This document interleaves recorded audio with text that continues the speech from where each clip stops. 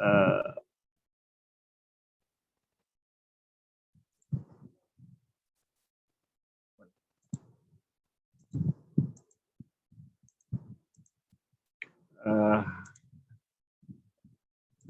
iaitu Ustaz Muhammad Haji Ismail Kalaba dan Tuan Haji Muhammad Lutfi Ahmad dan Dr.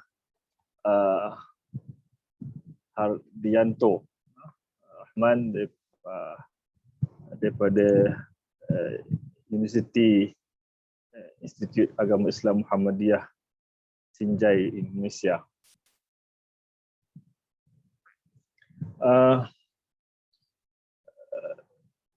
Jadi untuk pembincangan pada pagi ini, insya-Allah kita akan memberikan masa kepada setiap pembentang 20 minit. Kemudian kita akan ada sedikit sesi soal jawab di akhir.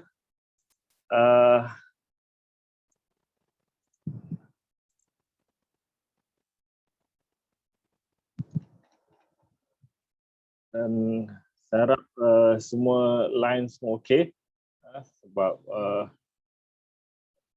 kalau ada yang ada masalah apa-apa boleh terus kontak ataupun hubungi pihak urus dia untuk membantu. Untuk pembentangan pada pagi ini,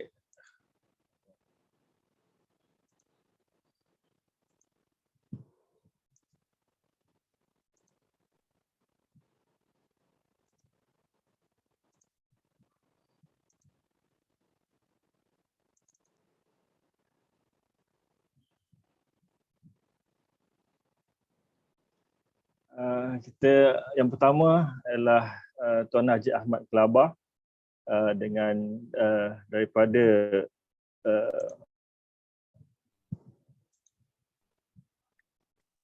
beliau sekarang adalah seorang pensyarah bebas di Thailand, di selatan Thailand. Tajuk beliau adalah sumbangan Syekh Sharif Zainul Abidin Al-Khurasan dalam dakwahnya di Kampung Kelaba, Selatan Thailand. Sedikit pengenalan tentang pembentang jemputan kita. Nama beliau Muhammad bin Haji Ismail Kalaba, lahir pada tahun 1971. Pendidikan bersama ayah dia sendiri, Haji Ismail. Kemudian sambung belajar di Ma'had Islami Saiburi, kemudian di Ma'had Ba'asat Diniyah. Kemudian pada tahun 1993 menyambung pelajaran di Universiti Mu'tah, Jordan, di kuliah adab takhasus syariah dirasat Islamiyah di peringkat BA. Kemudian beliau berkhidmat mengajar di Markas Dirasat Islamiyah Alamiah di Saiburi selama 10 tahun dan sekarang beliau sebagai pensyarah bebas. Itu sedikit sebanyak tentang pengenalan tentang beliau. Saya rasa tanpa membuang masa, saya boleh menjemput Ustaz Muhammad Haji Ismail untuk membentangkan kertas kerja beliau yang bertajuk Sumbangan Syekh Sharif Zainul Abidin Al-Khurasan dalam dakwahnya di Kampung Kelaba, Selatan Thailand. Falyatafaddal mashkura.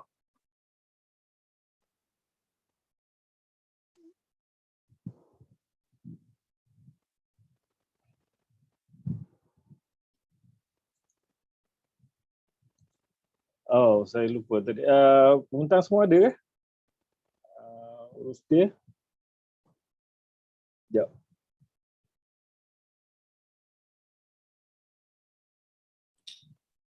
Ustaz tak buka mic Ustaz. Tak buka mic. Ustaz Ahmad tak buka mic. Tak unmute. Oh.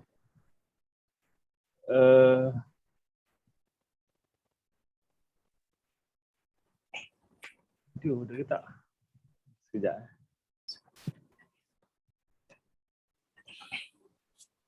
Ustaz, mic tak buka.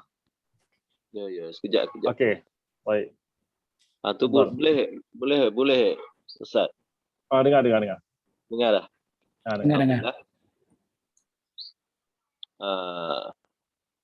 Terima kasih banyak kepada Tuan Pengerusi Dr. Irwan, santri. Alhamdulillah. Saya Ustaz Muhammad bin Haji Ismail bin Haji Awang bin Haji Yusuf bin Haji Abdullah daripada Kampung Kelabur, ataupun sebenarnya di hari ini ialah dengan Kampung Kelabur Besar. Alhamdulillah, maklumat yang kamu cadangkan ataupun sediakan adalah sejarah ringkas ataupun bentang kertas hijau, iaitu seorang tokoh ulama iaitu Syarif Zainul Abidin Al-Khurasan.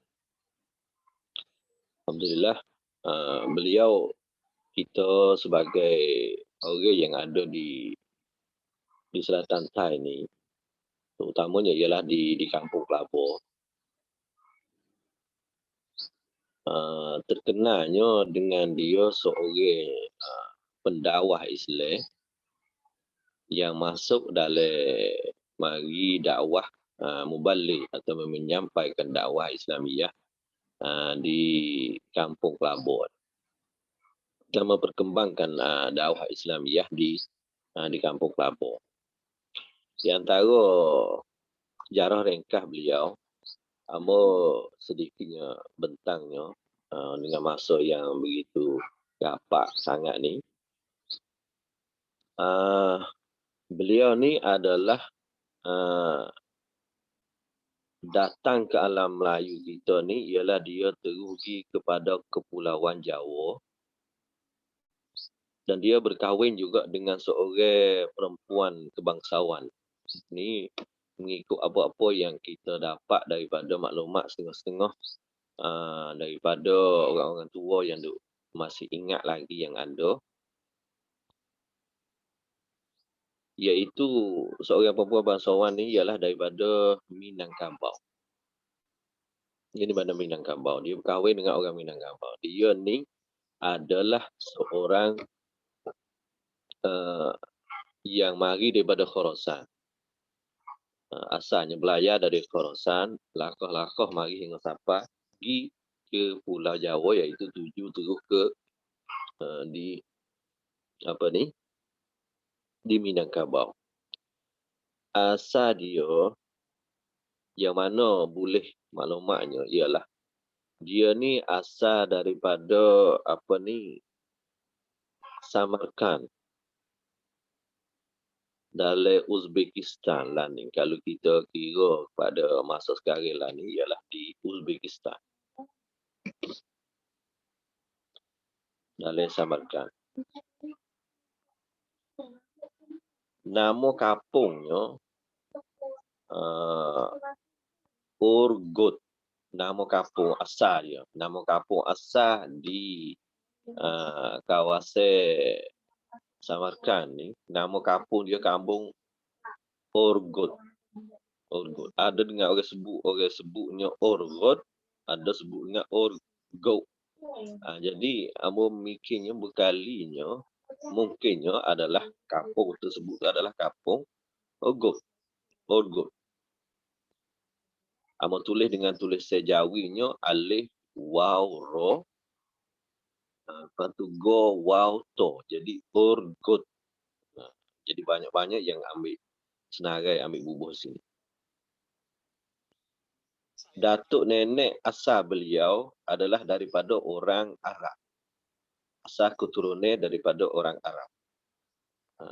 Dari ulama negeri Arab yang berdakwah di negeri Khorasan pada zaman perbekalan, pada masa dulu.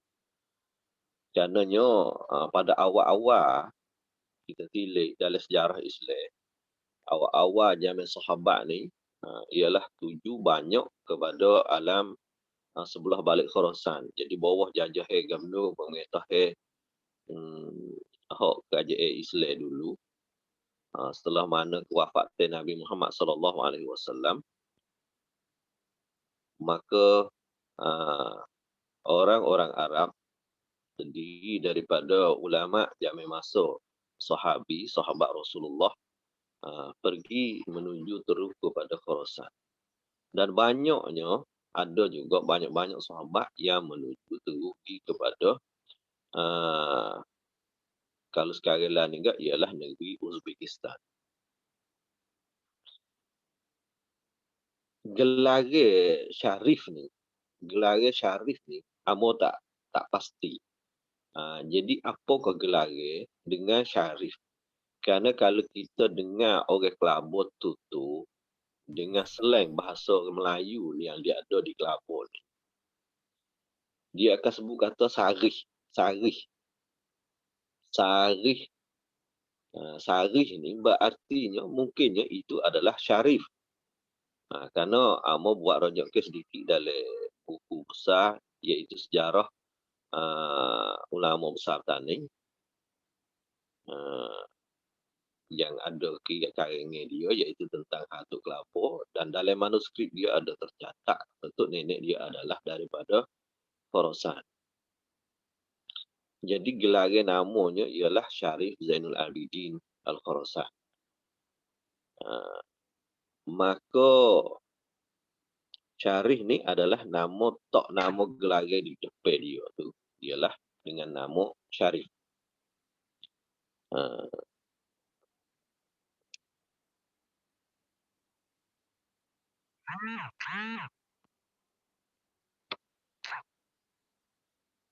Awal kalanya dia ni adalah tinggal di Minangkabau. Dia duduk ialah di Minangkabau, sebuah kampung. Nama kampung ni ialah nama kampung Lubuk Sulong. Nama kampung Lubuk Sulong. Dia adalah seorang ulama dan juga salah satu penasihat kepada kerajaan di sana. Ini mengikut riwayat-riwayat daripada orang tua. Kata Tok Sarih ni, ataupun kita gelar, orang Kelabur ni gelar kata sebagai Tok Kelabur yang pertama, orang yang mendatangkan sinari agama Islam kepada umat Islam di Kelabur ni.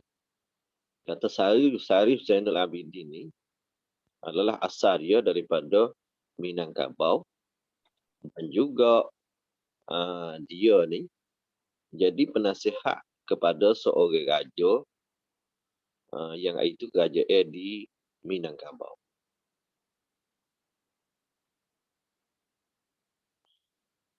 Dengan sebab satu kejadian peperangan besar di antara orang-orang Jawa dan orang kepulauan-pulau, maka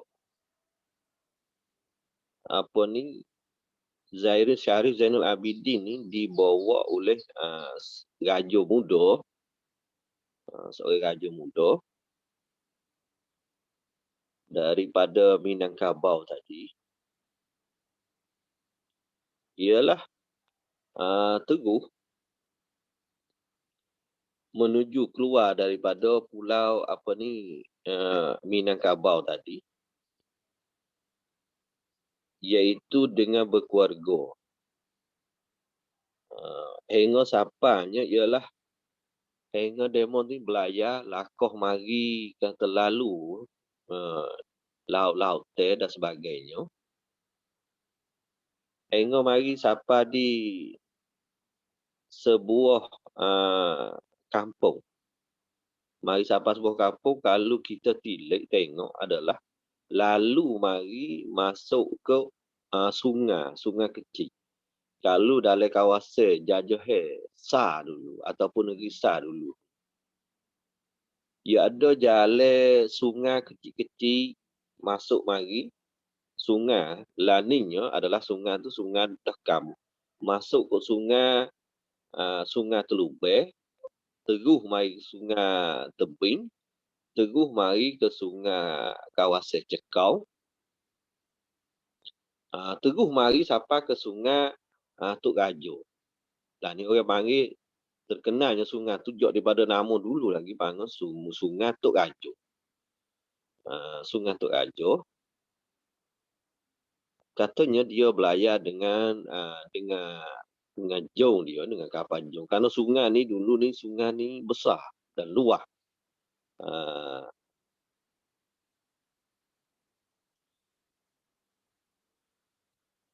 Maka dia masuk mari sapalah di sebuah kampung, tengok strategi tu mana munasabah dengan strategi dan molek strategi ni dia agak kata comel. Maka dia marilah bertapak di Kampung Kelabur. Di sebuah kampung namanya Kampung Kelabur. Iaitu Kelabur pada masa tu di wilayah kata negeri. Amo pun tak tahulah wilayah negeri dengan cara dulu ni. Jajah dia tu luah mana tu ni amo tak pasti. Tetapi dia ni negeri Kelabur ni adalah duduk di bawah satu negeri yang besar, iaitu negeri Fatani Darussalam.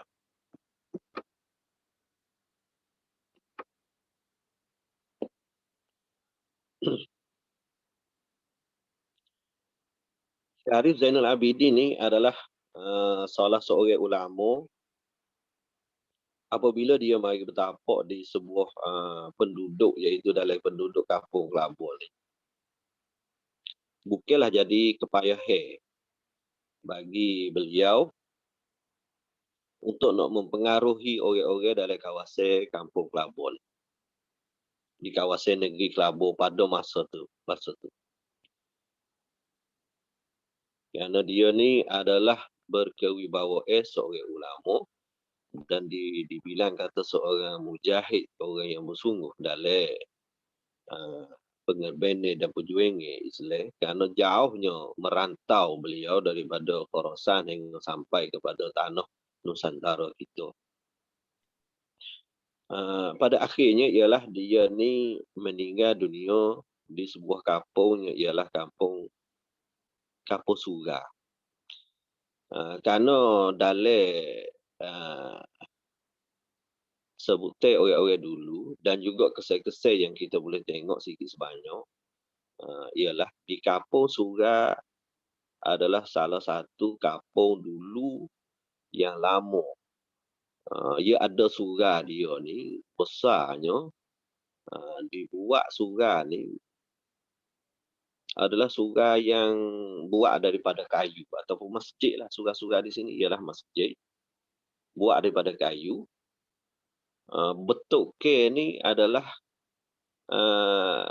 kerana amo pernah ambil orang-orang setengah orang-orang di tua-tua ke Kampung Kelabur. We tengok gambar-gambar masjid-masjid di Kepulauan Melayu kita ni.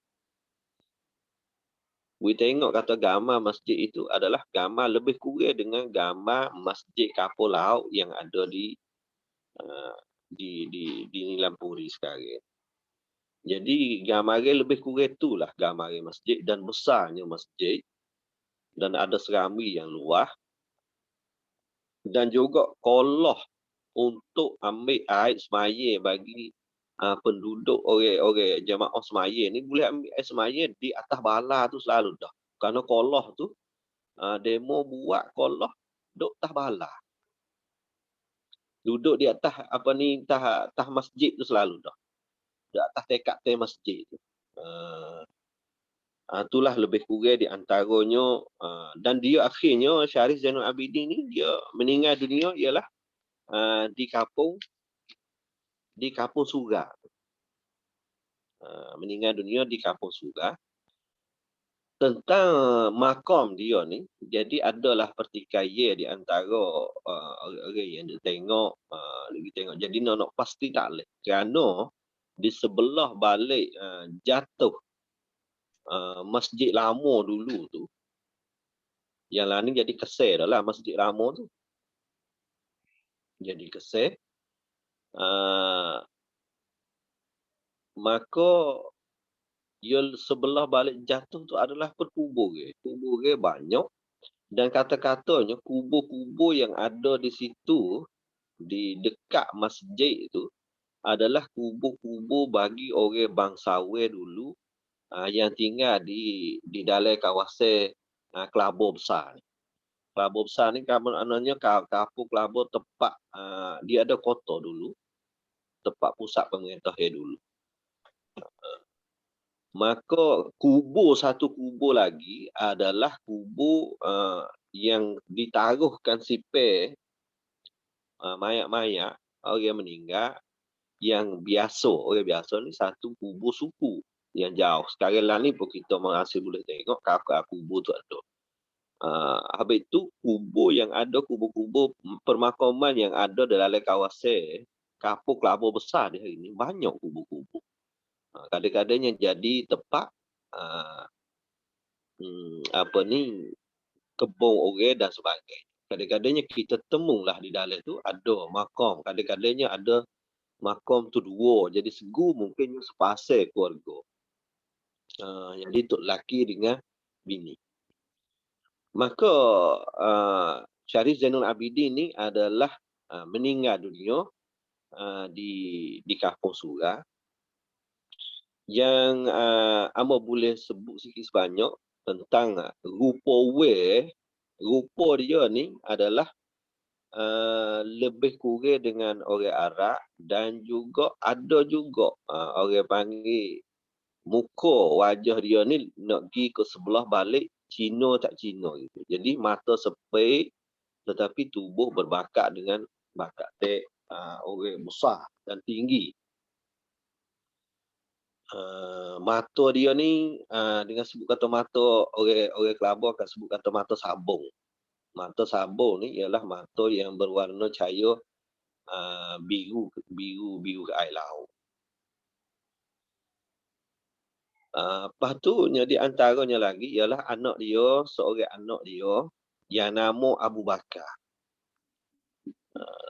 Abu Bakar ni adalah seorang anak dia, maka anak dia ni lah pindah hidup di Kelantan. Iaitu dia tinggal di kampung laut. Hidup di kampung laut. Hingga sampainya Abu Bakar ni dia boleh anak ialah namanya Abdullah. Abdullah tu pula ialah boleh anaknya namanya Abdul Somad. Maka Abdul Somad ni lah, masa Abdul Somad ni lah dia berpindah pula kembali kepada negeri Kelabur atau sekarang ni adalah Kampung Kelabur. Jadi di antara generasi yang setelah di antara yang amu pungut setengah ialah maknanya Abu Bakar, anak pada Syarif Zainul Abidin, satu Abu Bakar. Anak pada Abu Bakar tu ialah Abdullah. Anak pada Abdullah itu adalah Abdul Somad. Abdul Somad inilah orang yang pula balik kelik mari duduk di kampung Kelabur ataupun negeri Kelabur pada masa itu. Itulah di antaranya lebih kurang tentang sejarah rekahnya Syarif Zainul Abidin Al-Khurasan. Kalau ada saudara kita yang ingin ada sikit sebanyak nak tanya soalan, maka dipersilakan. Falyatafaddal mashkur.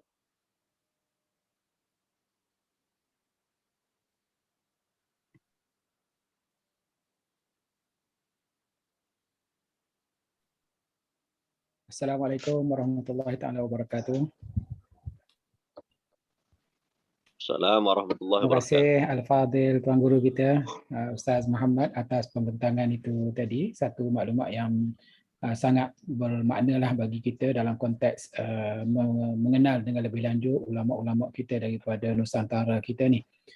Kalau ada boleh sedikit maklumat tambahan Tuan Guru berkaitan dengan muallafat ataupun karangan-karangan yang ditinggalkan oleh Tuan Guru Zainal Abidin Al-Khurasani ini, kalau boleh dikongsikan. Jazakumullahu khairan. Jazakallahu khairan. Terima kasih kepada saudara pengusi.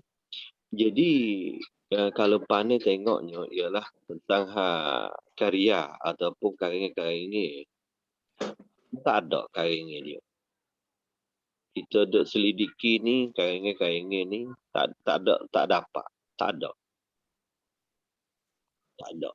Jadi cumanya ada tentang cerita tentang riwayat cerita-cerita gitu daripada kisah sejarah orang-orang dulu tentang beliau. Tetapi benda yang sakut dengan kitab al-kutub muallafat dia ataupun tentang kertas-kertas yang ada sakut teh. Jadi kita tak ada boleh.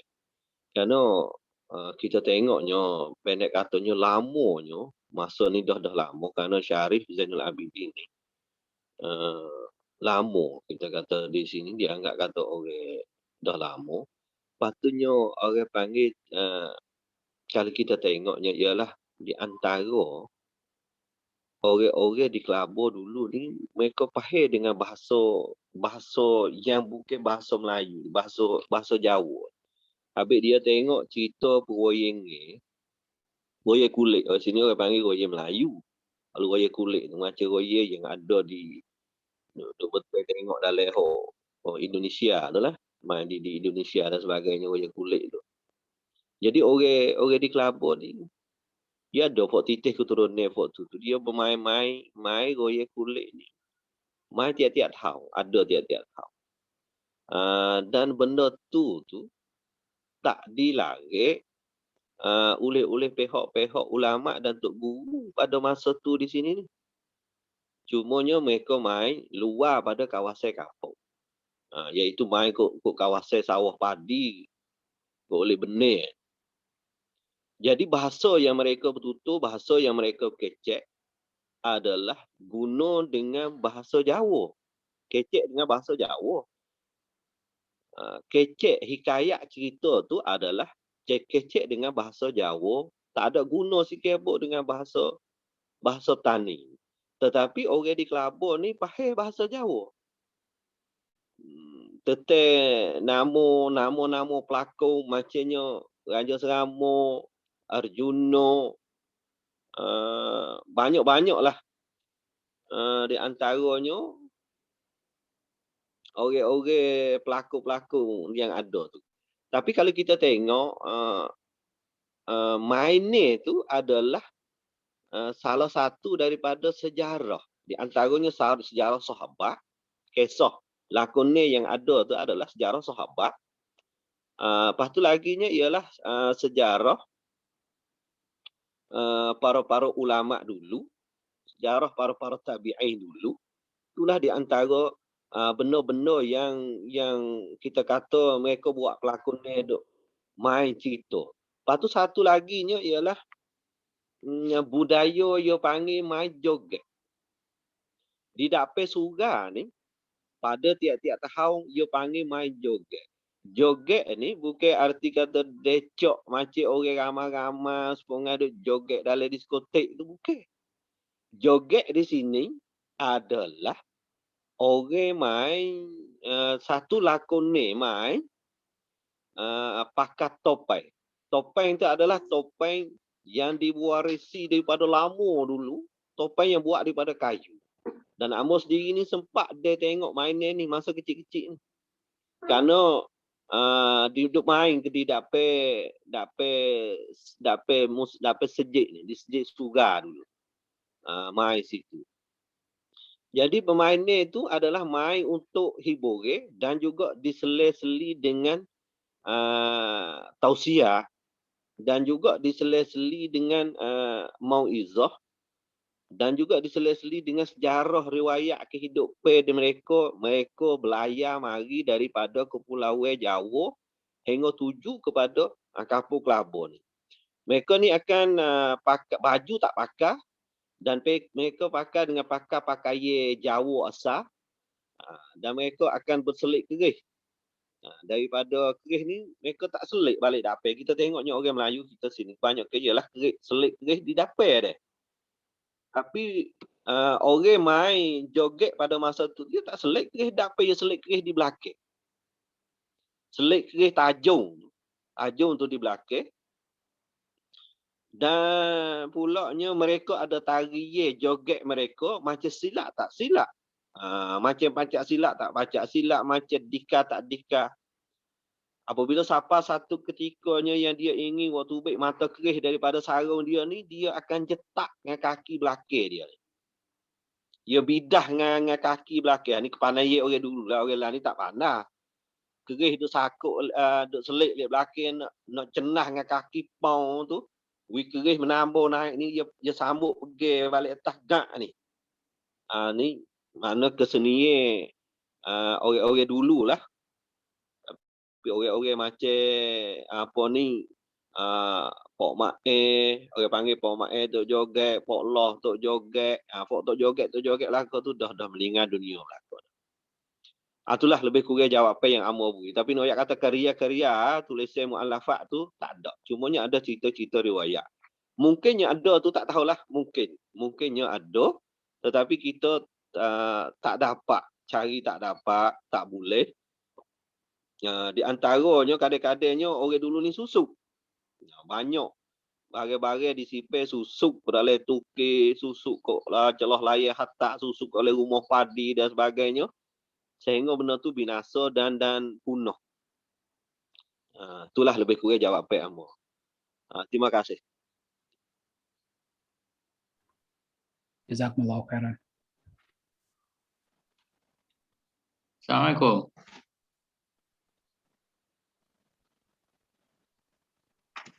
Waalaikumsalam. Kenalkan diri kalau yang nak tanya. Saya Sulaiman bin Abdullah dari UPSI UPSI Tanjung Maling Perak. Saya nak tanya Tuan Guru mengenai dengan Syekh Syarif ada tinggal pondok tak? Pondok dia letak kawasan mana masa tu? Terima kasih. Terima kasih kepada Tuan itu. Jadi tentang hak pondok ni dia tak ada pondok. Cumanya ada rumah. Pak kita tengoknya tradisi orang di orang dulu kata di kampung Surat ni mereka sekodarnya ialah mari ngaji, dia ada mengajar di kawasan rumah dia. Di dalam kawasan rumah dia. Kadang-kadangnya dia mengajar di Surat, kadang-kadang dia mengajar di rumah dia sendiri. Jadi pondok dia tak ada. Pondok dia tak ada. Kita tengok Nahdah hok bangun pondok ni adalah terdiri daripada titih baris fok dia je. Orang panggil silsilah fok anak cucu kematian ni je baru ada pondok. Mulanya ada pondok. Belum pada tu tak ada pondok. Kita kata pondok betul-betul pondok tu tak ada. Kerana kita tilik tengoknya ialah sikap orang Kelabon ni berubah setengah-setengahnya yang kita ambil pandangan ataupun Amor pun ambil pandangan daripada Tuan Guru Ismail bin Haji Awang, iaitu ayahanda saya sendiri. Dan juga saya pun pernah ambil pandangan daripada Abu Ya ataupun terkenal dengan Haji Wanuh bin Wanawan sebagai guru yang tertua sini. Dia ni masih hidup lagi lah, ni masih ada. Ala qaidil hayat, dia ni umur 100 lebih dah dia ni. 103 ke 104 tahun itulah. Tapi dia tak berapa ingat manalah. Masa dia ingat ni, Amor masih hidup kerana Amor dia agak belajar dengan dia. Kerana dia tu adalah Tok Nyai saudara Amor. Kerana dia dengan Tok Nyai saya ni adalah dengan Nyai saya ni dia adalah sepupu.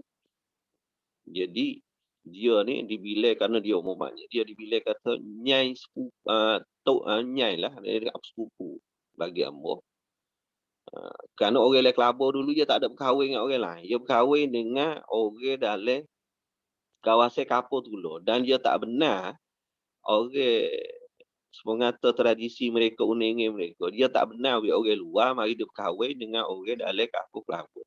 Maknanya super dengan kata dia tak mahu bercerai nasak dia, kena tak tahu. Kerana ambo sendiri ni pun, ayah ambo ni, babo, Tuan Guru Haji Ismail ni, menikah dengan mama saya ni, mak saya ni, adalah anak nakil sepupu dia aja. Tok saya tu pun nikah adalah sepupu dia aja. Kalau Tok Nyai sebelah balik babo saya ni pun nikah sepupu je. Jadi banyak nikah dengan sepupu dengan anak sepupu. Tu masa dulu. Jadi kita tengoknya dulu-dulunya korobat tak ada, tak teralih. Ada nikah dekat-dekat dulu aja. Kalau turut ni yang ada lagi ialah Pok Teh Musa yang ambil cerita-cerita sejarah-sejarah setengah. Dia kata rumah kamu, dia panggil ambil ni Hawe, tu rumah kamu dan Tok Nyai kamu dulu tu. Rumah di antara rumah masa dulu di sebelah Lek Kapur Surah tu, dia rumah dia jadi teratur. Lepas tu orang panggil jemore ni dia boleh niti lebih. Yang ayat tererat cara duduk mereka dulu. Itulah di antaranya. Habis kata dulu, tempat belajar, tempat ngaji ni adalah di rumah Tok Guru tu sendiri. Di rumah Tok Guru tu sendiri tu. Habisnya tak ada pondok. Jamil masa Tok Kelabur Kediri ni pun, Tok Kelabur yang Kediri iaitu Haji Wan Hussein ni, mereka tak ada pondok juga. Mereka sekadar mengajar di rumah dan tidak ada pondok. Katanya besok sekali yang dia buka pondok di Sebeh. Kapur Sebeh dekat dengan Dalor. Dengan Kapur Dalor Sebeh. Lakah Sungai Dalor tu mari sebelah Lek Sebeh. Dia besok buka tapi tak lama lah. Dia setahun gitu, tahun apa tu kau? Tak ada jadi buka pondok. Maka riwayat kata Syarif Zainul Abidin ni ada pondok ni. Jadi tak ada lah kalau turut amat-amat dengar tu daripada orang-orang dulu dan juga orang-orang ulama-ulama dulu dah sebut tu, ataupun orang-orang tua dulu sebut kata tak ada. Mereka nya belajar di rumah. Itulah lebih kurang. Wallahu a'lam bissawab. Terima kasih pada Tuan Guru Encik Ahmad atas pembentangan beliau yang bertajuk Sumbangan Syarif Zainul Abidin di selatan Thailand. Tajuk yang menarik. Majlis sekali lagi mengucapkan jutaan terima kasih atas pembentangan tajuk ni. Jadi kita minta maaf kerana kita ada lagi pembentangan lain dan masa tidak mengizinkan. InsyaAllah kalau ada peluang kita akan cuba mendengar lagi tajuk-tajuk yang sebegini. Terima kasih sekali lagi Tuan Guru. Baik, untuk pembentang kedua pada pagi ini ialah Tuan Haji Muhammad Lutfi Ahmad. Saya harap dia ada. Ustaz, okey ada. Untuk pengenalan tentang beliau lebih dikenali dengan Ustaz Lutfi, dilahirkan di Madrasah Ahmadiyah pada tahun 1968, merupakan anak ketiga daripada 4 adik-beradik. Dia pun daripada selatan Thailand, Narathiwat. Beliau mendapat peringkat awal di Madrasah Ahmadiyah yang diuruskan oleh bapanya sendiri, iaitu Haji Ahmad bin Usman, sehingga peringkat senawi. Kemudian beliau belajar ilmu akademik moden selama 3 tahun, kemudian dalam bidang agama hingga 3 sanawiyah, dan ikut pengajian akademik di Madrasah Tarqiyah Islamiyah Narathiwat. Kemudian selepas tu beliau menyambung pengajian di peringkat diploma dalam pengkhususan wa'az wa irsyad di Ma'had Ta'hil al-A'immah wal Khutaba di bawah pembinaan Kementerian Wakaf dan Hal Ehwal Islam Jordan. Kemudian beliau melanjutkan pengajian di bidang tafsir dan ulum Quran di College Dakwah dan Usuluddin Amman Jordan. Kemudian beliau menyambung master di Universiti Yala Rajabat, dan beliau kini adalah pengarah Madrasah Ahmadiyah Islamiyah Narathiwat Thailand. Itulah sedikit sebanyak tentang pengenalan kepada pembentang jemputan kita. Yang kedua, dan tajuk beliau yang akan dibentangkan ialah analisa teknologi cara pemindahan air Melayu lama di kawasan Fatani Darussalam. Analisa teknologi cara pemindahan air Melayu lama di kawasan Fatani Darussalam. Satu tajuk yang menarik, dan tanpa membuang masa kita menjemput beliau untuk membentangkan atas kerja beliau ini. Falyatafaddal mashkura. Alhamdulillahirabbil Wassalatu wassalamu ala asyrafil anbiya'i wal mursalin wa ala alihi wa ashabihi ajma'in. Allahumma ftah hikmataka wa ansur 'alaina min al-fadail bi rahmatika ya arhamar rahimin. Wa sallallahu ala sayyidina Muhammad wa ala alihi wa ashabihi wa atba'ihi wa ansarihi wa azwajihi wa dzurriyyatihi wa ahli baitihi ajma'in.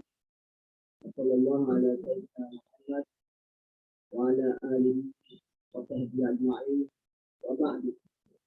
Assalamualaikum warahmatullahi taala wabarakatuh. Waalaikumsalam warahmatullahi wabarakatuh. Alhamdulillah, awal kali saya banyak terima kasih kepada yang berusaha untuk menjayakan proses sambungan ke waktu ini, kepada Yusuf dan ahli-ahli yang bersatu semua, begitu juga di Madrasah Al-Ahmadiyah Islamiyah di selatan Thailand, serta juga dengan Museum Al-Quran dan Warisan Melayu di Darussalam. Saya sekali lagi banyak terima kasih lah yang diikuti kepada saya sebagai pengurus Museum Al-Quran dan Warisan Melayu Nusantara di Darussalam ini, untuk mengibui sedikit kupasan analisis yang bersangkut paut dengan kehebatan teknologi yang ada pada Melayu kita dulu, khususnya di kawasan Petani Darussalam sama orang lain. Jadi saya pun terima kasih sekali lagi lah, kerana benda ini sebenarnya saya ini sebagai salah satu daripada pengurus Museum Al-Quran dan Warisan Melayu yang menjaga banyak masalah di alam Melayu ni. Bersatu sikitnya kerana kita di waktu kita duduk buat peneliti daripada bahan teknologi yang kita nak buat masuk dalam museum, itu terdapat banyak satu tagung ni, satu benda yang pelik lah apabila kita tengok satu biji yang kita duduk proses nak buat pilih masuk dalam museum ni. Saya rasa kagum lah tengok daripada alat-alat teknologi yang ada pada orang yang Melayu di alam Melayu Nusantara, khususnya di kawasan Semenanjung Tanah Melayu, khususnya di kawasan Pantai Timur naik tengok sampai tempat ini banyak yang saya dapat untuk alat-alat teknologi sejak 8 tahun yang lalu. Oleh kerana pada masa dulu ni saya untuk kumpul manuskrip Melayu dan untuk kumpul Al-Quran lama, tulis tangan, dan kita telah diberi sumbangan yang banyak daripada kerajaan Istanbul Turki, sehingga kita dapat menubuhkan satu museum yang terbesar di alam Melayu yang dapat mengumpulkan manuskrip Melayu atau Thailand ini, satu tempat yang agak paling banyak sekali lah daripada bahan-bahan ilmu yang kita usaha kumpul. Salah satu daripadanya yang kita di aktif kemudian ni kita ambil galeri, selain daripada galeri manuskrip Al-Quran dan kita warisan Melayu ni, kita ambil daripada teknologi. Nah, oleh kerana semua bahan daripada kehebatan Melayu dulu selain daripada manuskrip ni, kita ada teknologi yang ikut di belakang. Salah satu daripada teknologi yang saya agak penting lah, kita sebagai umat Melayu, umat Islam, di akhir kilan itu kita dapat gembira lah di atas kehebatan orang-orang tua kita dulu. Semoga benda ini dapat kita dikaji sebenarnya. Semoga kita dapat dikaji pula kehebatan orang kita dulu. Kita teknologi ini paling hebat sekali. Melihat dulu di petani ini, salah satu daripada tempat yang boleh kita lihat banyak kalau kehebatan seni budaya yang telah ditinggalkan oleh untuk nenek moyang kita pada masa dulu. Selain pada manuskrip, nanti selain pada ilmu. Selain pada ilmu yang ada daripada bahan-bahan kita lama, kita ada bahan-bahan teknologi boleh tengok di mana. Kalau kita kitab boleh dibaca, boleh diambil ilmu dari kalau tulis kali ini, tapi benda teknologi boleh kita tengok sampai sekarang. Tengok saya sekarang itu agak-agak kata dalam museum ada warisan Melayu di Nusantara ni, kita akan membuka lepas pada wabak COVID. Pada biasa ni kita akan buka mungkin lagi kita akan sifat teknologi hampir 500 jenis teknologi baru. InsyaAllah lah, kalau tak ada usaha pun kita boleh bakal melihat. Dan kita bakal melihat hebatnya orang Melayu kita ni, siapa mereka hebat, kita pada ilmu, dalam kitab saja dah. Dan seni budaya yang telah ditinggal, bahan-bahan penciptaan, dan alam-alam kita yang boleh buat banyak tahu lagi. Dan kalau kita nak kaji. Tapi kita dah tengok kata tak ada orang yang kaji mana masalah teknologi lagi. Jauh-jauh. Kaji masalah kita. Kaji masalah ilmu-ilmu saja. Tapi di akhir ni saya cuba bikin ada sekolah kata kita buat komisi mari dah 3 kali 4 kali mari dah ni kita ada bahas masalah manuskrip saja. Tapi hari ni cuba saya nak buka kita mari cuba bahas masalah teknologi aja. Karena teknologi ni bukan kata rekod yang biasa ada, dia ambil daripada ilmu Melayu itu, ambil daripada manuskrip, ambil daripada bahan-bahan kita, ambil daripada landasan ilmu yang dia kagak itu, mari buat jadi benda boleh kita guna sesuai dengan keadaan. Begitulah sebagai mukadimah yang pertama. Jadi saya pun hari ini diberi tajuk kita kami nak mari buat kajian kuliah sikit banyak tentang ilmu Melayu, iaitu teknologi pemindahan air lama di petani Darussalam. Di teknologi pemindahan air. Jadi saya pun ingat apa yang kalau saya masuk dalam museum saya yang buat Thailand itu, dia tergambar tengok teknologi air yang paling menarik sekali. Oleh kerana teknologi yang dibui oleh orang kampung, iaitu teknologi pemindahan air lama, dia satu halnya irigasi. Dan kalau bahasa sini ia panggil itu kecepatan. Kecepatan ni orang Melayu kita ni pernah mikir kalau buat nama air di bawah tanah dan nama air di bawah sungai ni, di bawah nak naik buat padi sawah padi letah ni orang Melayu kita pandai. Dia pandai, dia tengok kelek mata letah, tengok angin, tengok di bawah, tengok sungai, tengok tali mengalir air ni, nampak kata kita perlu usaha.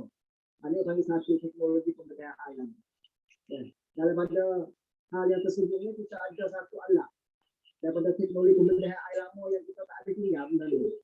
Sebagai satu teknologi yang hebat yang lalu kita, iaitu cara nak pindah air.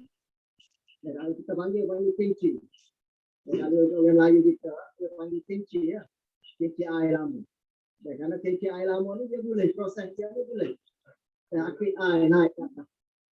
Air di bawah dia akik naik ke atas. Dan kalau masa sekali lagi kita guna elektrik, kita guna petrol. Tapi petrol ni baru ya. Kalau tak 100 tahun yang kita guna ni.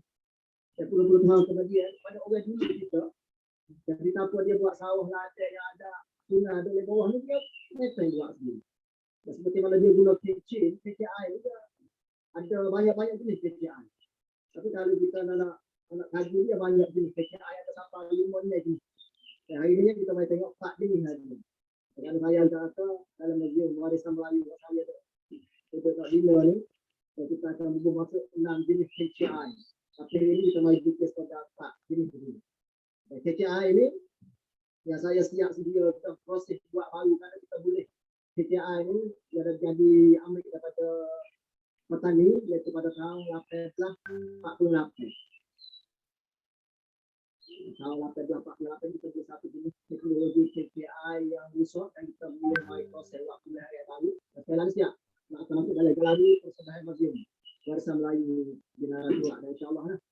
Jadi KKI ini supaya KKI yang ada di kota ini dia ada banyak jenis. Salah satu daripadanya KKI yang bersama bawahnya KKI penimbun. Orangnya alat penimbun. Alat penimbun. Alat penimbun ni dia kalau kita tengok tu nampak lekengnya. Tapi usaha boleh jadi KKI yang bagus ni dia mula ada alat penimbun ni. Alat penimbun ni dia guna kan. Dia guna tenaga manusia. Kalau kita fikir dulu kita nampaklah alat penimbun ni kalau ada mari yang KKI tawar banyak dia guna alat penimbun nak timbul itu yang mikir. Dia guna kaki pak, dia buat beledi dia lipah dengan upih limbung apa saja. Dia boleh menimbul satu-satu. Tengah air kering, boleh dia ejak itu. Dia alat ni. Ataupun orang Melayu kita dia guna, dia tak guna air kering nak buat masuk air ke dalam pagi dia guna alat penimbul boleh ejak koda. Alat penimbul ni kalau yang agak kata gunanya sederhana pada koda waktu yang tak panjang lah koda yang kita perhatikan orang ini. Ini salah satu daripadanya alat penimbul. Alat penimbul sekali lagi pun kita dah masuk dalam galeri museum kita boleh kita tengok jenis-jenis alat penimbul yang ada pada alam Melayu kita. Dan satu lagi cincin tangan. Cincin tangan ni dia guna cara pusing ingatannya. Pusing ingatan dia buat satu kipas.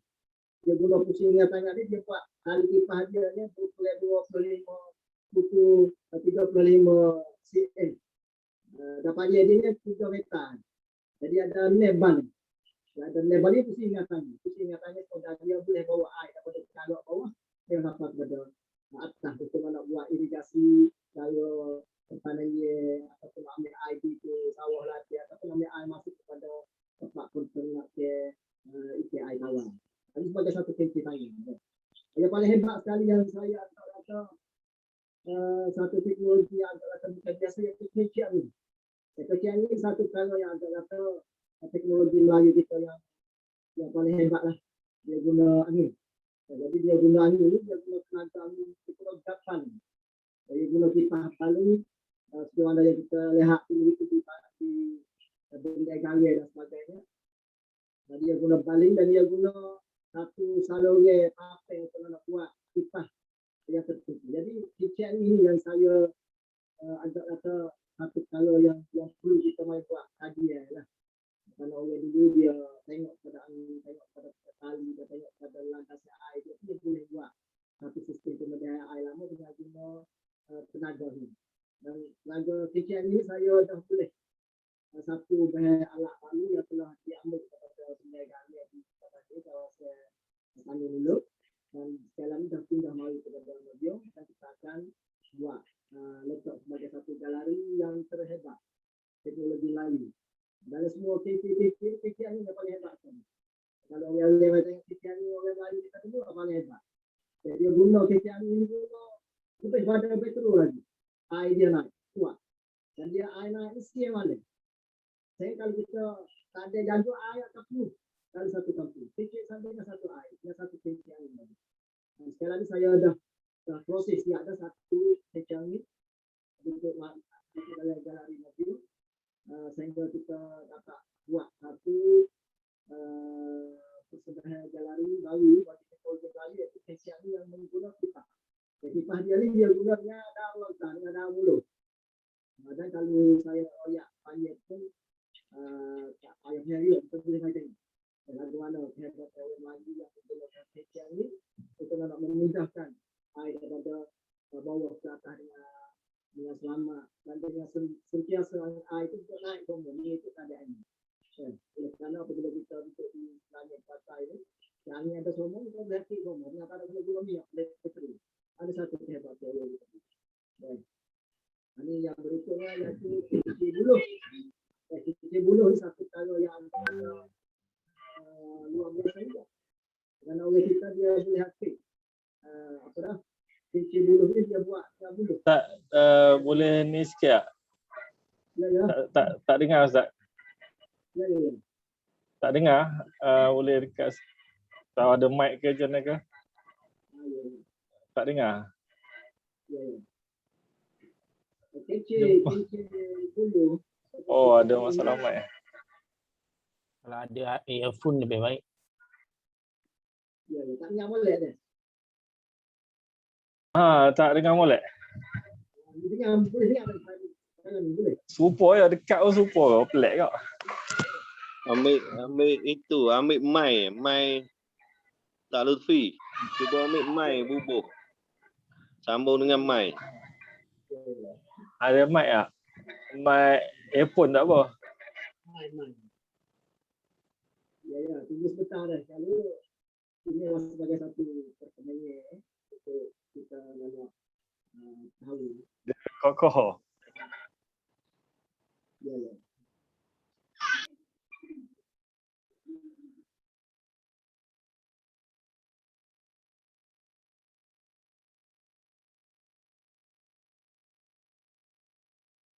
Ya, kita sambung semula dah.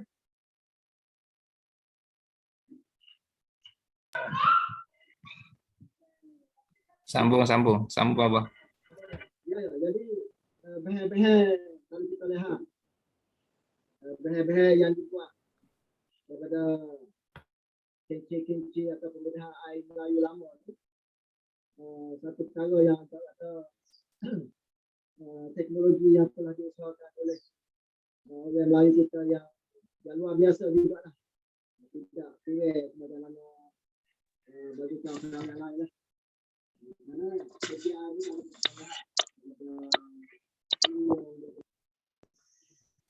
satu tolak yang lain. Seperti Melayu kita ni, dia dimakan dengan bahan-bahan yang ada di dalam kita. Jadi dia ambil dulu, dia ambil daun dan dia buat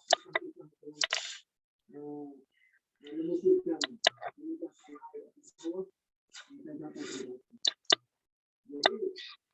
Tak, apa nama, tak dengar juga.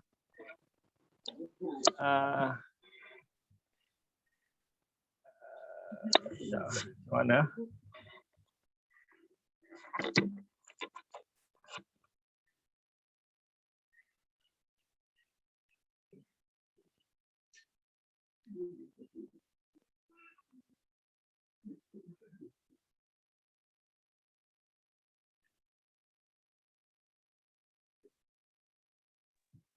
Dia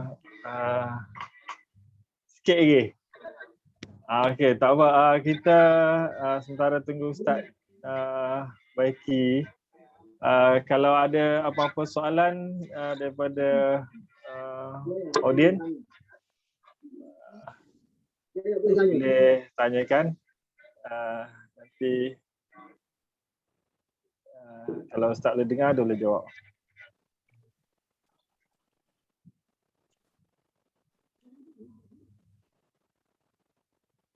Ya.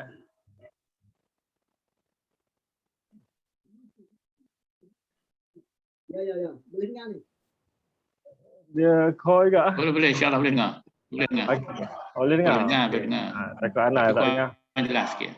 Boleh. Okey. Kalau boleh dengar tu. Masa tinggi air lama ni kan kita dah buat belah hitung jenis-jenis yang ada di alam air kita untuk kita air letak di satu galeri museum kita untuk buat kajian berikut je lagi lah. Ini sebagai satu pandangan baru yang kita akan bawa mengemukakan bagi bahan-bahan teknologi yang hebat yang ada bagi orang-orang lain kita dulu. InsyaAllah lah. Benda-benda teknologi ini adalah sebagai satu untuk mendorong kepada generasi baru boleh kita lihat oleh kita dulu yang boleh berbuat keadaan hidupnya semua mereka sendiri. Oleh kerana banyak lagi teknologi yang ada pada orang Melayu kita ni, selain pada pemedahan air kita ada banyak lagi teknologi yang boleh kita mari ambil kaji bersama. Ya. Ini ada ni.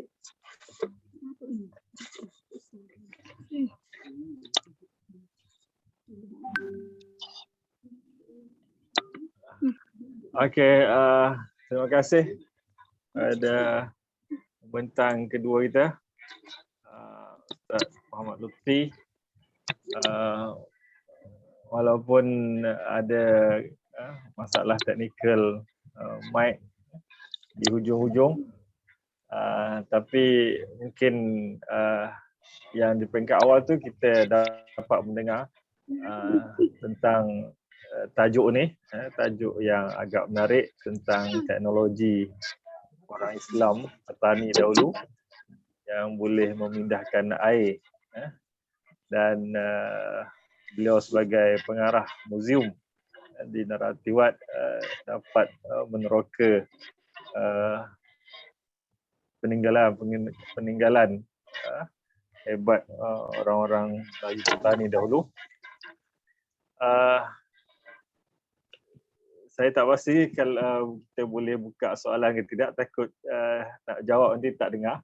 Kalau ada juga nak share ataupun nak taklik atas tentang kerja ni, boleh kita ada seminit dua lagi. Ada sesiapa nak taklik?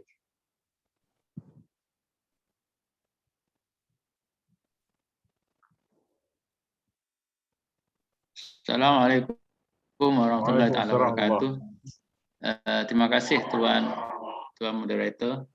Saya rasa pembentangan mengenai dengan teknologi di alam Melayu, khususnya di petani, saya rasa kalau dapat diperkembangkan di peringkat ma'had atau peringkat universiti untuk buat kajian seterusnya, saya rasa lebih baik. Oleh kerana sekarang ni kita ada museum kan. Saya rasa sumbangan daripada kerajaan, daripada Malaysia ni, saya rasa untuk memperkasakan teknologi yang sedia ada, khususnya mengenai dengan pemindahan air. Saya rasa untuk jangka masa panjang lagi baik. Terima kasih Tuan Pengerusi.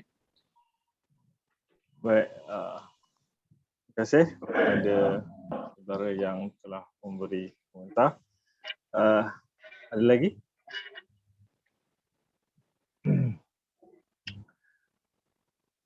Baik, kalau tak ada, begitulah pembentangan tadi, tajuk menarik, dan kita harapkan juga supaya ilmu-ilmu ni dapat diterokai, dan jika dia ada potensi untuk dimanfaatkan di zaman ni, mungkin pihak-pihak ada, rasanya pengarah seminar ni pun ada projek-projek dengan pihak muzium sana, beberapa projek yang kita harapkan akan dapat berkembang dan berjaya. Baik, sekarang kita beralih pada pembentang jemputan kita yang ketiga, iaitu Dr. Hardianto Rahman daripada Universiti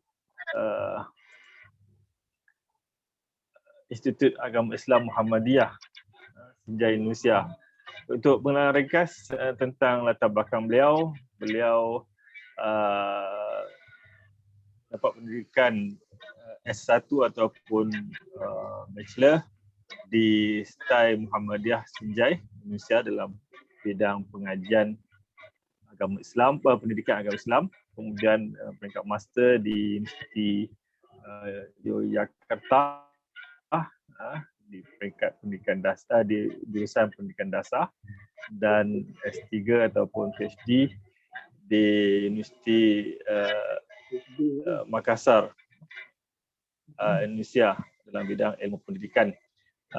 Dan tajuk pembentangan beliau pada hari ini ialah pendidikan karakter dalam budaya Bugis Makassar.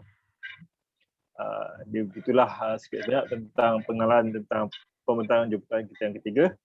Dan tanpa membuang masa, kita mempersilakan beliau untuk membentangkan kita tajuk beliau. Falyatafaddal mashkura.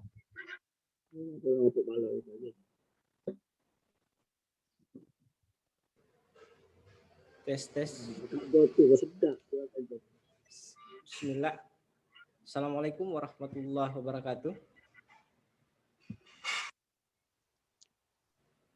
Waalaikumsalam warahmatullahi wabarakatuh. Waalaikumsalam warahmatullahi taala wabarakatuh. Alhamdulillahirabbil alamin. Bismillah. La haula wala quwata illa billahil aliyul azim. Asyhadu an la ilaha illallah wahdahu la syarikalah wa asyhadu anna Muhammadan abduhu wa rasuluh. Allahumma shalli ala Muhammad wa ala alihi wa ashabihi ajmain. Amma ba'd. Alhamdulillahirabbil alamin. Yang saya muliakan Bapak-bapak, tuan-tuan yang hadir di konvensi internasional ini yang diadakan oleh Universitas Islam Malaysia. Syukran katsiran atas kesempatan dan izin dari panitia untuk mempresentasikan beberapa hal terkait dengan artikel tentang budaya Bugis Makassar dalam perspektif pendidikan karakter. Mohon izin saya share screen dulu materinya. Bapak-bapak, ibu-ibu yang insya Allah dirahmati oleh Allah Subhanahu wa Ta'ala,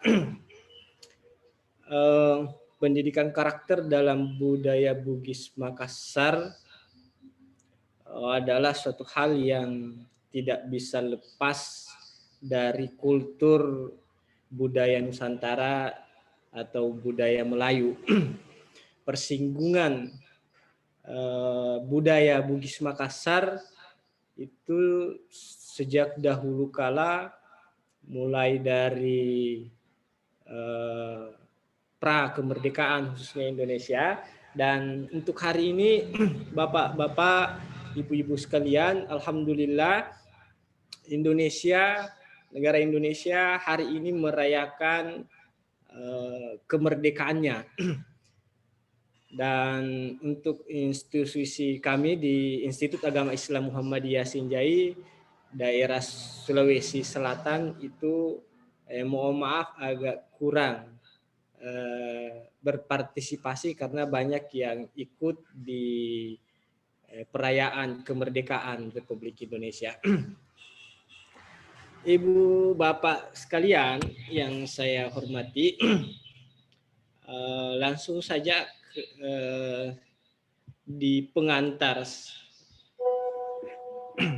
slide saya itu kita tahu bersama bahwa pendidikan itu tidak hanya sekedar transfer atau perpindahan pengetahuan, tapi pendidikan juga adalah sebuah proses transformasi nilai dan transformasi akan tradisi budaya. Tuan-tuan sekalian, sebagaimana kita pahami bahwa pendidikan merupakan proses pembentukan paradigma yang melahirkan ide yang kemudian akan menjadi asas untuk berpikir, bersikap, dan berkelakuan. Ini paradigma ini atau definisi ini saya kira sangat penting. Kenapa? Karena kesalahan di dalam meletakkan pemahaman kita terhadap pendidikan itu akan berefek terhadap masa depan sebuah bangsa, karena dia sangat berkaitan erat dengan karakter generasi atau pelajar itu sendiri. Nah, dalam tradisi dan budaya, saya kira mesti dibentuk dalam pendidikan karena selain agama, bahasa, sejarah, termasuk adat istiadat itu merupakan unsur objektif dalam membentuk budaya atau peradaban. Itu menurut Huntington. Kalau kita baca buku Huntington, The Class of Civilization, itu sangat terang dikemukakan bahwa di akhir tesis Huntington itu beliau mengemukakan bahwa ada suatu hal yang sangat urgent di dalam generasi negara Amerika Serikat, yaitu karena budaya instan yang sedang menggerogoti generasi di Amerika Serikat. Mungkin dari tesis Huntington inilah lahirlah konsep pendidikan karakter yang dikemukakan, yang dipublish oleh Thomas Licona tahun 1991 dan menjadi rujukan di beberapa negara tentang konsep pendidikan karakter. Nah, kita juga tahu bahwa kualiti manusia dalam sebuah negara sangat menentukan kualitas budaya negara itu. Budaya Eropa, budaya Amerika, budaya Melayu itu sangat kontraks ketika dipersandingkan dengan budaya-budaya Eropa itu. Namun persoalannya kemudian sampai detik ini konsep sains maupun pengetahuan kita itu sadar ataupun tidak sadar ditentukan oleh paradigma Kartesian yang sangat positivistik. Jadi mulai dari metodologi penelitian, metodologi keilmuan itu sangat positivistik. Sehingga hal-hal transendental, hal-hal yang menyangkut teologi itu bahkan ditolak di dalam teori ini. Nah, dan ternyata paradigma ini, paradigma positivistik ini, itulah yang digunakan di dalam kurikulum negara-negara kita, khususnya di Indonesia, yang seharusnya menggunakan budaya lokal wisdom sebagai dasar dari konsep pendidikannya. Bapak Ibu sekalian, bangunan pendidikan yang bersifat positivistik itu tadi saya sampaikan memang memberi kesan terhadap pembentukan budaya materialistik dan hedonis. Dan itu sangat-sangat tidak sesuai dengan budaya Nusantara atau budaya Melayu. Kebudayaan Melayu kita tahu bersama bahwa tidak bisa dipisahkan dengan agama Islam. Tradisi budaya Melayu itu berkembang, tumbuh kembang dengan perkembangan Islam di Nusantara, termasuk di Bugis Makassar. Salah satu tokoh, ada dua tokoh yang menjadi penyebar dakwah Islam, khususnya di daerah Sulawesi Selatan, di suku Bugis Makassar itu adalah orang Melayu. Satu adalah Dato di Tiro yang pendekatannya dengan fikih dan Datuk Ribandan dengan pendekatan tasawufnya. Inilah yang kemudian menjadi dasar fundamental dalam penyebaran Islam di Sulawesi Selatan. Dan bedanya, tuan-tuan sekalian, bedanya kita dengan Islam Nusantara misalnya yang ada di Pulau Jawa dan pulau-pulau lain, untuk di Sulawesi Selatan itu bottom up. Kalau di Pulau Jawa itu lebih banyak dakwah kulturalnya melalui Sunan Kalijaga, jadi dia bottom up. Kalau di Sulawesi Selatan yang diislamkan terlebih dahulu oleh Datuk Ribandan atau Datuk Ditiro itu masuk lewat jalur kekuasaan. Jadi raja-raja, Raja Goa, Raja Talo, Raja Bone itu dulu yang disentuh. Setelah itu masuk ke masyarakat awamnya. Nah, kalau di Jawa itu dari bawah. Nah, dalam tulisan Husain Muttalib itu ditegaskan bahwa lambang budaya Melayu itu telah diakui sebagai identiti Islam selain daripada bahasa Melayu itu sendiri. Entiti Islam dalam masyarakat Melayu dapat dilihat tentunya dari cara berpikirnya dan cara berkelakuannya. Jadi secara universal masyarakat Melayu, masyarakat Nusantara, Indonesia, Malaysia, Brunei itu cara berpikir dan berkelakuannya itu secara fundamental sebenarnya sama. Itu tidak bisa dipungkiri. Nah, untuk itu tentunya adalah sebuah kewajiban buat kita semua untuk menjadikan budaya Melayu, budaya Nusantara, termasuk budaya suku Bugis Makassar itu untuk dilestarikan dan menjadi fundamental konsep pendidikan kita, terkhusus pendidikan karakter. Nah, di penelitian kami mencoba untuk mengungkap nilai-nilai pendidikan karakter dalam budaya dan tradisi masyarakat Bugis Makassar yang kemudian dijadikan konsep dasar dalam rekomendasi kebijakan pendidikan karakter di Indonesia. Jadi kesimpulan dari penelitian saya, pengamatan kami selama ini, bangunan pendidikan yang ada terkhusus di Indonesia itu sebenarnya masih jauh dari nilai-nilai budaya lokal, terkhusus budaya Nusantara, dalam hal ini budaya Melayu. Masih kita lebih cenderung ke mengadopsi teori-teori karakter, teori-teori perilaku dari Barat. Nah, yang selanjutnya dalam artikel ini, saya akan menunjukkan tentang pemahaman pelajar tentang nilai budaya Bugis Makassar, dan ini saya coba teliti, saya coba lakukan observasi wawancara itu sejak 2010. Alhamdulillah di 2 perguruan tinggi saya mengajar tentang ilmu budaya dan sosial dasar Islam. Itulah yang setiap saya masuk dalam mata kuliah itu, saya sering wawancara, saya observasi mahasiswa, ternyata faktanya, realitinya mereka sangat jauh dari pemaknaan tentang nilai-nilai budaya itu sendiri. Nah, kita masuk ke pembahasan.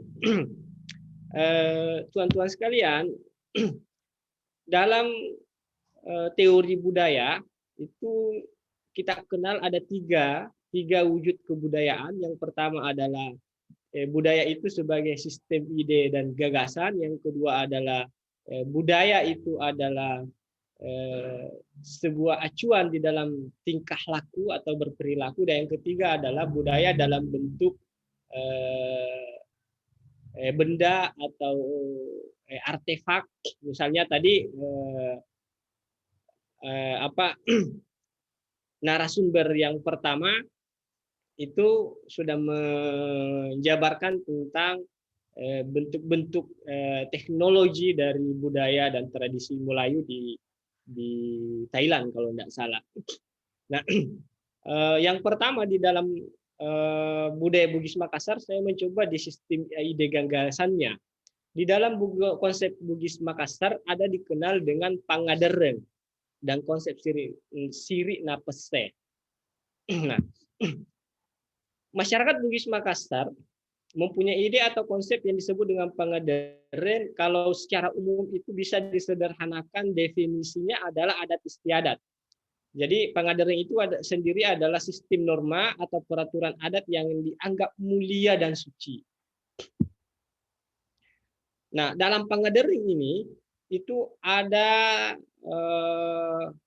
konsep ide gagasan yang saling terkait. Yang pertama adalah ade atau secara umum bisa dipahami sebagai adat. Nah, dalam adat itu ada beberapa aturan di situ. Ada namanya ada akala binengeng atau norma di dalam mengatur urusan dalam rumah tangga, termasuk hal-hal yang sangat sensitif dan privasi. Misalnya, sorry, mohon maaf ini, misalnya ketika mau berhubungan dengan suami istri, itu diatur etika, diatur tata kramanya. Kaitannya dengan pendidikan karakter. Nah, di sini masyarakat dulu yang sekarang dari beberapa penelusuran dan wawancara itu sudah mulai sirna, itu pada saat melakukan hubungan suami istri itu sangat berpengaruh terhadap pembentukan kepribadian sang anak nantinya. Termasuk misalnya bagaimana satu contoh ketika mau melakukan hubungan suami istri, dua-duanya harus bersih. Begitupun setelah. Nah, ketika misalnya tidak bersih akan berefek terhadap perilaku, karakter, kepribadian sang janin nanti ketika dia besar.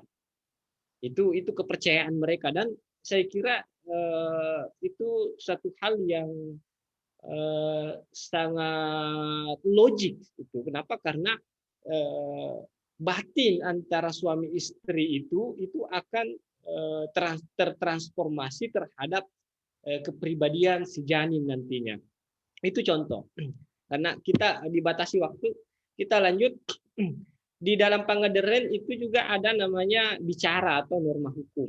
Jadi semua aktiviti dan konsep berkaitan dengan kehakiman diatur di sini. Ada juga rapang. Rapang ini fungsinya adalah sebagai penstabil perbandingan dan perlindungan untuk kelompok maupun perkumpulan maupun individu. Ada juga wari. Wari banyak sekali yang diatur, termasuk kekuasaan, harta warisan, garis keturunan yang di Bugis Makassar itu mungkin di Nusantara atau di Indonesia juga itu mungkin yang beda itu hanya di adat Minangkabau yang matrilinear, yang lainnya itu mayoritas patrilinear. Nah, yang menarik di sini adalah dimasukkannya di sistem adat Bugis Makassar itu disebut syarak atau syariat Islam.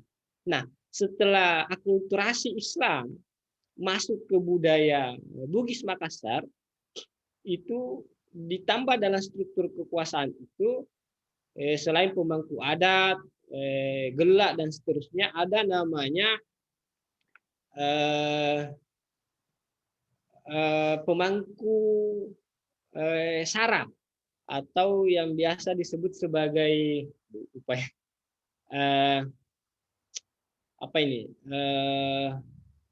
dia semacam hakim di dalam menentukan hukum-hukum Islam, dan itu masuk dalam sistem norma Pangandaran. Ya, inilah sebuah akulturasi budaya Melayu yang tidak bisa dilepaskan dari Islam. Nah, selanjutnya kita masuk ke karakter siri na peste, atau ini dua pengertian. Ada pace itu adalah bahasa Makassar, kalau peste itu adalah bahasa Bugis. Nah, ruh atau nyawa dari Pangandaran di atas yang saya uraikan tadi itu adalah ruhnya adalah siri na peste itu, dan termasuk ruh dari yang disebut di sini adalah papasen atau pesan-pesan leluhur. Nah, sebentar kita akan urai juga, mudah-mudahan ada waktu. Nah, apa yang dimaksud dengan siri itu? Nah, konsep siri ini adalah merupakan elemen utama dalam diri orang Bugis Makassar. Jadi mereka menganggap bahwa tidak ada satu nilai value yang lebih berharga untuk dipertahankan dan dibela di bumi ini selain siri. Nah, menariknya bagi orang Bugis Makassar, siri adalah jiwa, siri adalah harga diri dan marwah mereka. Karena itu menegakkan dan mempertahankan siri yang dianggap tercemar oleh orang lain, orang Bugis Makassar rela ikhlas mengorbankan apa saja termasuk jiwa mereka. Nah, dalam pengertian harfiahnya, kalau Amoing itu mendefinisikan secara kultural bahwa siri itu bisa diartikan sebagai value, bisa diartikan sebagai dignity, honor, dan harga diri. Misalnya, contoh implementasi siri. Dan ini yang dipegang oleh orang-orang Bugis Makassar yang pergi merantau ke Malaysia, yang keluar dari bandarnya ke negara-negara lain. Misalnya orang Bugis Makassar itu tidak akan mau kembali ke kawasan asalnya sekiranya mereka pergi keluar tetapi belum berjaya di sana. Nanti mereka pulang ketika dia berjaya. Ini salah satu. Jadi mereka malu, mereka sirik kalau pulang tanpa berjaya. Nah, bahkan yang sangat menarik menurut saya adalah orang Bugis Makassar ketika tidak memiliki siri itu mereka lebih baik mati.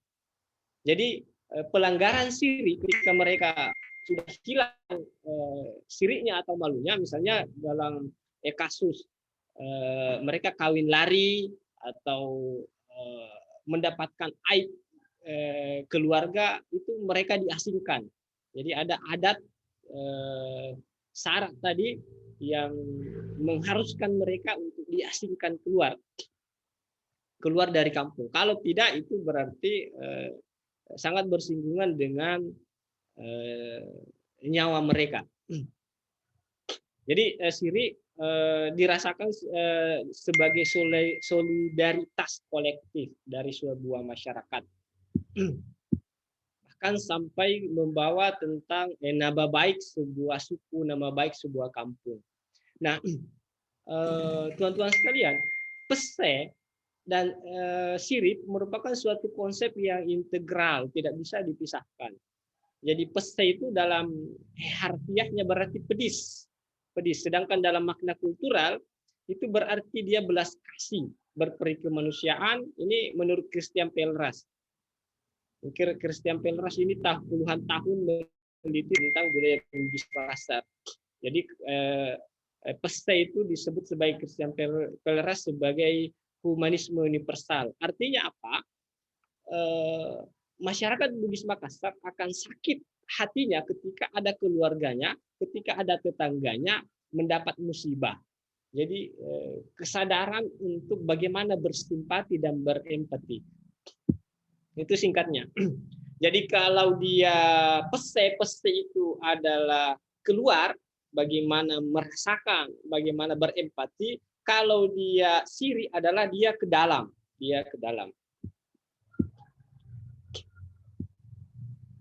Nah, begitu sucinya kata ini, jadi ketika kehilangan siri atau dalam bahasa Bugisnya ini gagas sirinya atau setelah kehilangan rasa malu, maka Bugis Makassar itu seperti sirupai olok-olok atau seperti binatang. Jadi ini saya kira filosofi yang universal juga dan sangat sesuai dengan substansi marwah Islam itu sendiri, bahwa yang membedakan kita dengan binatang makhluk lain khususnya itu umumnya itu adalah dari malu itu, dari siri itu.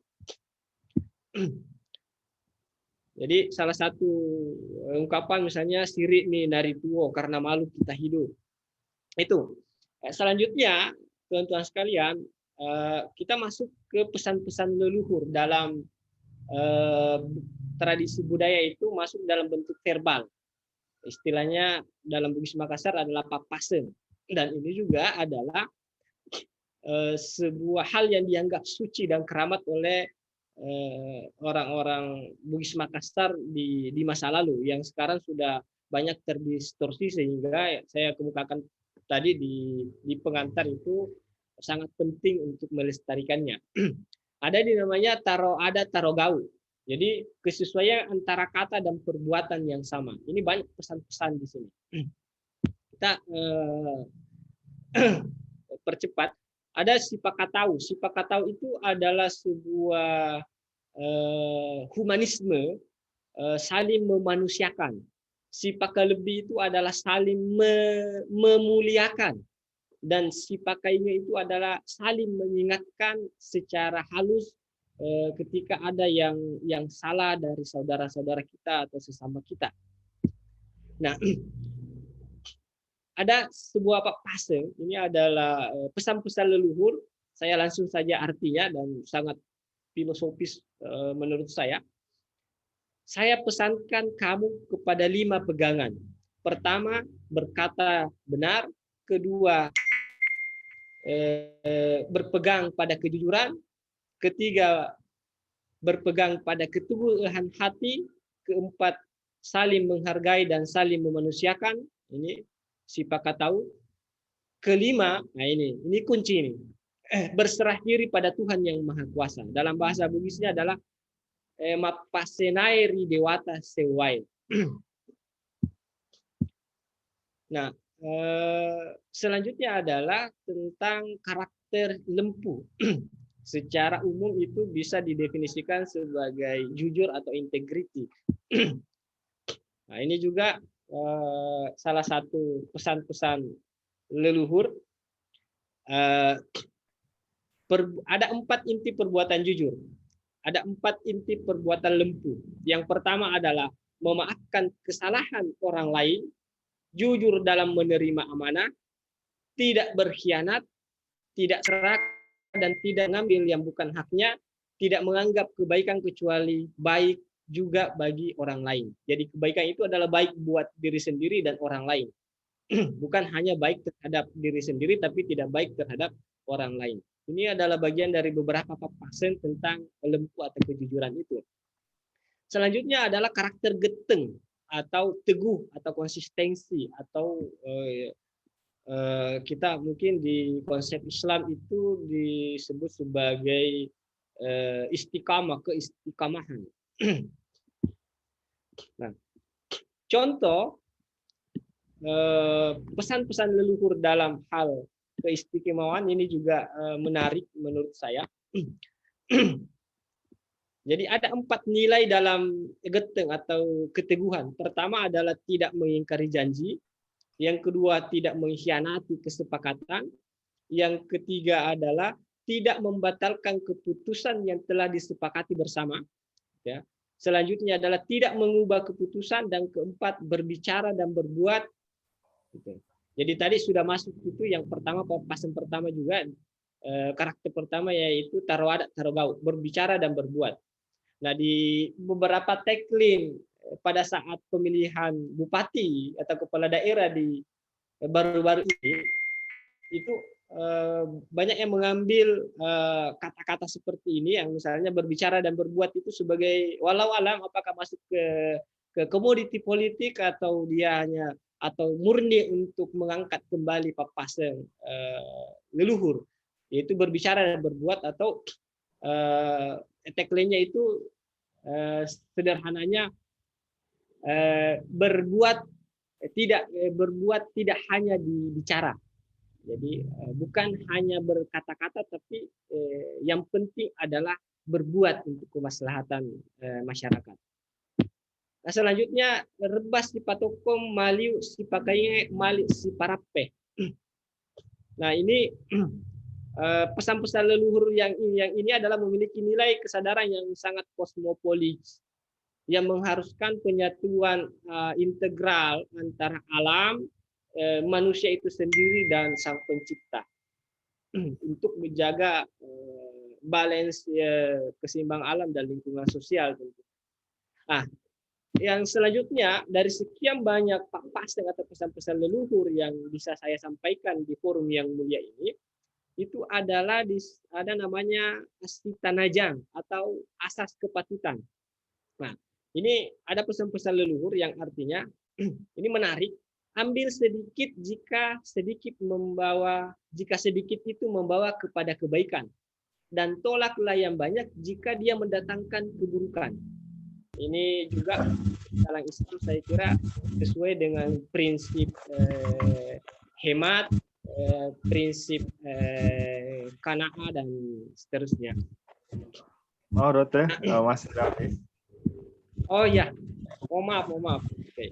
Saya kira mohon maaf saya satu tentang hasil penelitian tentang para pelajar itu ternyata yang terakhir bahwa ternyata konsep tadi yang saya kemukakan itu sudah tidak lagi diwarisi dari keluarga, bahkan tidak akan dari keluarga, sudah jauh.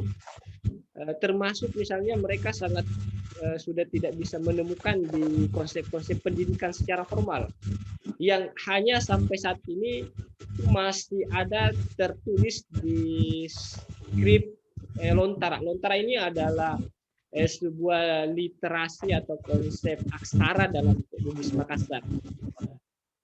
Termasuk istilah Papakseng itu juga hanya sekian kecil para pelajar yang mengetahui ini. Nah, inilah yang menjadi kegalauan dari kami untuk bagaimana mengangkat budaya-budaya Melayu, kearifan lokal itu Nusantara untuk bisa menjadi fundament bangunan dari pendidikan. Saya kira itu yang bisa saya sampaikan. Mohon maaf jika ada yang kurang berkenan. Alhamdulillah, jazakumullah khair. Assalamualaikum warahmatullahi wabarakatuh. Waalaikumsalam warahmatullahi wabarakatuh.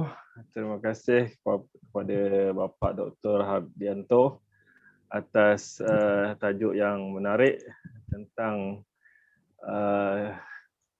survival budaya di Bugis Makassar.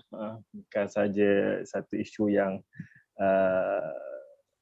sifat lokal, tapi dia ada satu isu yang international di zaman sekarang, dan alhamdulillah ada ciri-ciri integrasi antara budaya dan Islam pada budaya Bugis, tapi malangnya budaya itu telah masuk dalam integrasi ini. Baik, saya rasa kerana kita ada lagi sesi, kita akan mulakan. Mungkin ada yang dah bermula sesi sidang selari, dan para peserta semua boleh pergi ke bilik-bilik sidang selari seperti mana dalam link-link yang para peserta dapat. Dan saya sebagai moderator untuk sesi pertama ni, saya mohon maaf jika ada kelemahan sepanjang saya mengendalikan sesi ini. Dan saya mengucapkan lagi sekali jutaan terima kasih kepada semua pembentang ataupun narasumber yang membentangkan tajuk-tajuk yang menarik pada pagi ini. Sekian saja. InsyaAllah kita bertemu lagi pada sesi yang berikutnya. Wallahualam. Assalamualaikum warahmatullahi wabarakatuh. Waalaikumsalam warahmatullahi wabarakatuh. Assalamualaikum warahmatullahi